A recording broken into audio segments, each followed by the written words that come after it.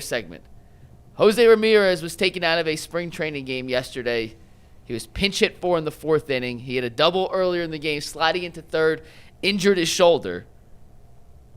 Stephen Vogt said he jammed his left shoulder and there's some inflammation. He called it a day-to-day situation in the immediate aftermath of yesterday's game. That's according to the beat reporters out there. Tim Stebbins, who was on the show, is whose tweet I'm reading off of here. Are you nervous? Are you worried? Obviously, Jose is an incredible player, their best player. But it sounds not that serious. And maybe the only reason I'm worried is because the Guardians have been known to be cagey when it comes to injuries and not give you the full picture. José Ramírez is probably the most durable baseball player there is. He's been on the injured list once in his career. Once. And I think he missed 3 weeks. And that's because he has his crazy ability to play through a broken thumb or whatever it is. So odds are he's going to be okay, but with the season starting in 9-10 days, any injury, José Ramírez, a serious injury to José Ramírez, and the Guardians got no shot. None. He's that important to this team because of the deficiencies in the lineup and the unproven guys in the lineup. You have to have Jose. He's carried this lineup for the last 5 years, and he will have to continue to do so this year if they're going to be a legit contender. So, I don't know. Until I know for sure he's okay and out there playing, I'm going to be nervous. Yeah, I am nervous. I wasn't going to say this on the show until the injury happened. And, God, I hope I'm wrong. I've been wrong a million times. This will be 1,000,001. And I really hope I'm wrong on this one. But I told our producer, photographer during spring training that I'm just a tad concerned with Jose. I felt like I wasn't watching the same Jose Ramírez that I've seen before this even at other spring trainings. Because there have been other times at spring training where I'm like, he's lacking a little pop. I'm a little concerned. He doesn't look like he's the same guy. This could be a mental trick that I'm playing on myself. Because he's getting up there in age. He's been around for 13, what is this? This is going to be his 12th, 13th season, something like that? I can't 14? remember. Yeah, something like that. So I know there's a natural regression that just happens with age. Yeah. And so it could be a mental there was trick I'm no playing on sign myself. of it last year. None. But I will say, I watched him take batting practice 4 or 5 times. I watched him in games. I can't put my finger on it. I really can't. I wish I could be more definitive on it. He just didn't quite look like the same Jose Ramírez. You don't need to hear this, Jay. I know we don't. We cannot have this. I know. I know we can't. I don't like this. Yeah, I don't know. I don't like it either. Freaking everybody out listen, right now. I'm not predicting his demise. I'm not. Yeah.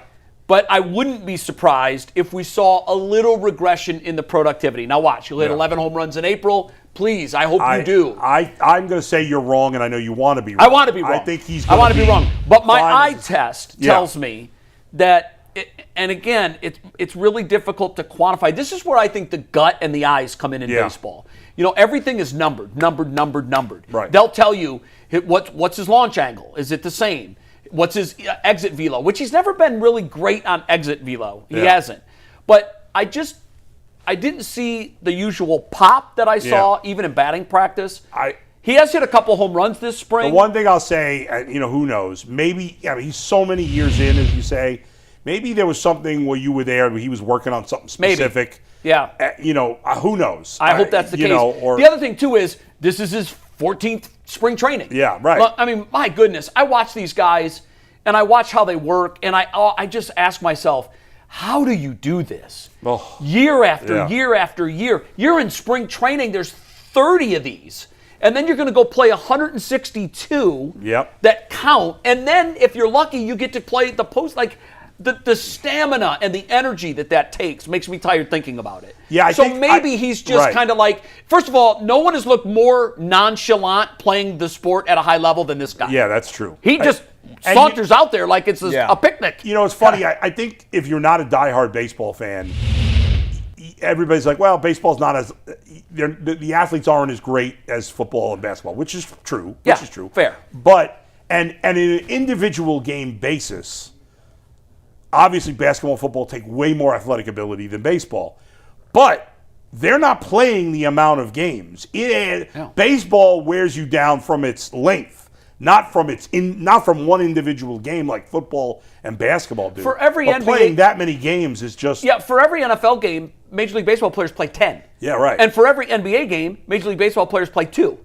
So I mean, and so maybe he's just kind of out there doing his thing, and it looks different to me because it's not what I'm used to seeing. And when the lights come on, he's never been a guy that when the stage gets big, he gets better. He hasn't been that guy. Well, earlier in his career he was. Well, he's never really been a great playoff guy. He was. I think he's had moments, Bull, but if you look at his body of work in the playoffs, it's underwhelming.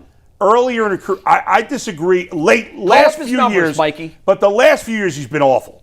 Yeah, but I mean, I'd say in general. Early in his career, if you look at some of the series he had in 2016 and 2017, he had moments. Some good numbers. I agree. I don't want to disparage him all the way around. But he's been terrible in the playoffs in recent years. If we get 280, 30, Yeah. And I would expect 100 this year just because I do think they're going to get on base more ahead of him. I mean, his RBI numbers are usually lower because of what's around him. Right, but I expect that to be better this year. Here's another reason why I am worried about the shoulder.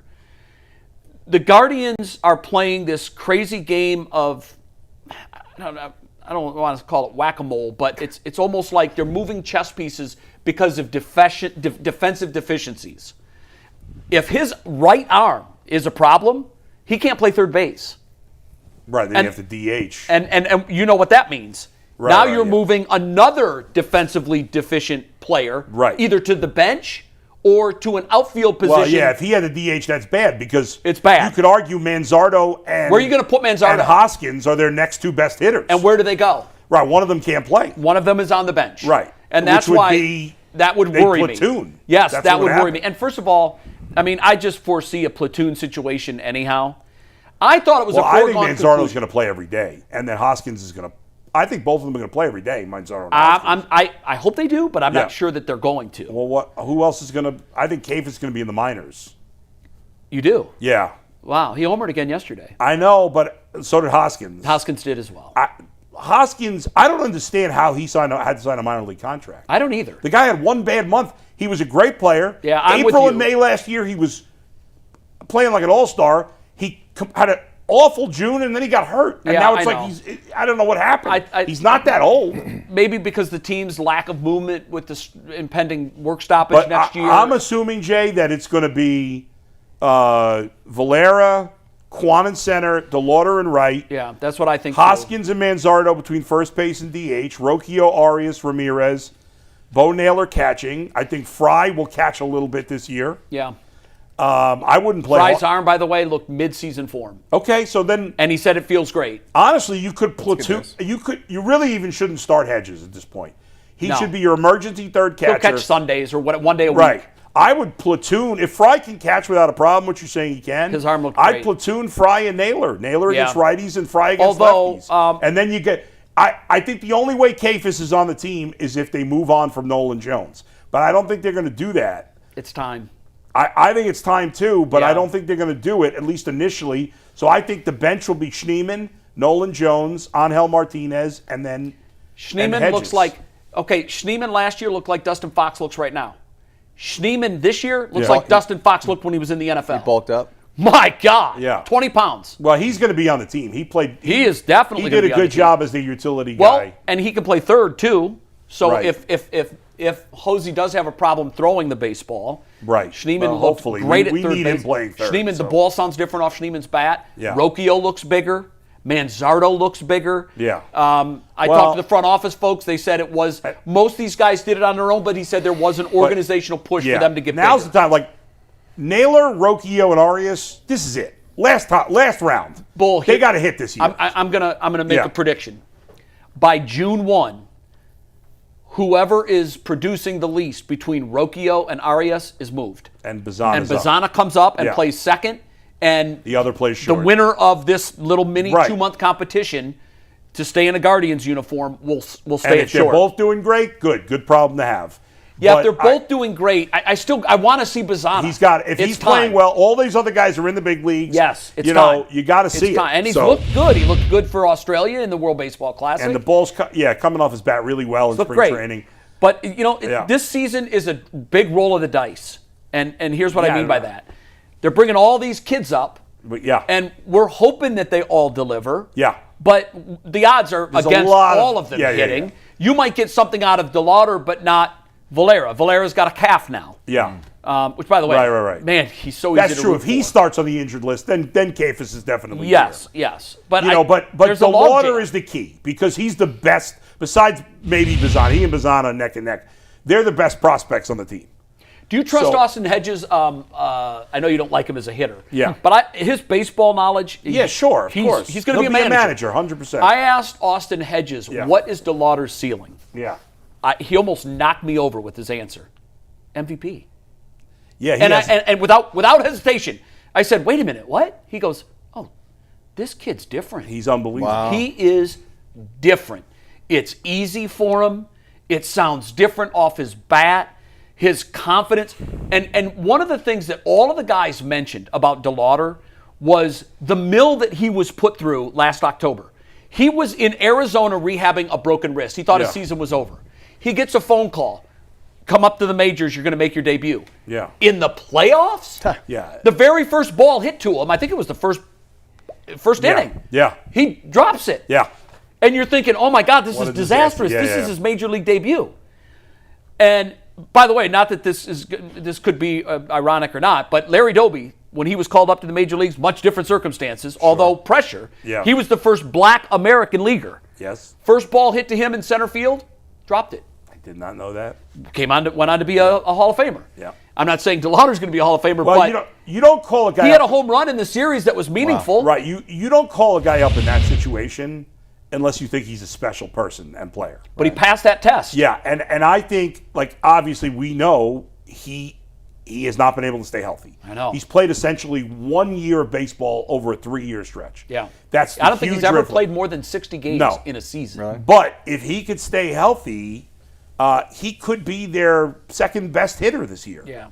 But, So it's a big roll of the dice. Yeah. Can he They stay healthy? need Can him. Valera stay healthy? The if everything goes well for the offense could turn out to be really good, but it could also be horrible.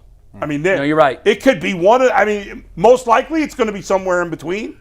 There's It no usually way is. all the rookies are going to hit, and there's no way they're all not going to hit. You're right. Well, I don't think I know so. you want to move on to the player comparisons, Yeah. and that's great. I want to ask one thing. Who's your fifth starter? No, don't Cantillo. ask that. No, it's gonna answer. Oh, okay. It's gonna Yeah, give yeah, an yeah, answer yeah. to that. Because Logan Allen got ripped pretty. Oh, yeah. I mean, Cantillo to me is he was my guy that's going to have a special year. Oh, okay. So he's definitely in the rotation for Parker me. Messick looks good. Maybe they put Messick instead of Allen. Ah, dang. I know Cantillo has not been great in spring Has training. not. No, but but I think those guys are working on certain things. So absolutely. Go ahead, Mike. Dustin. Yeah. What's up? Just want to say hi real quick. Hey, what's up, guys? Glad you're still here. I mean, for more but that's- Guardians talk. I'm in between these Look, guys. he loves tennis. Yeah. I'm like this. And so now Yeah, you're he's watching a back and tennis forth. match. If you could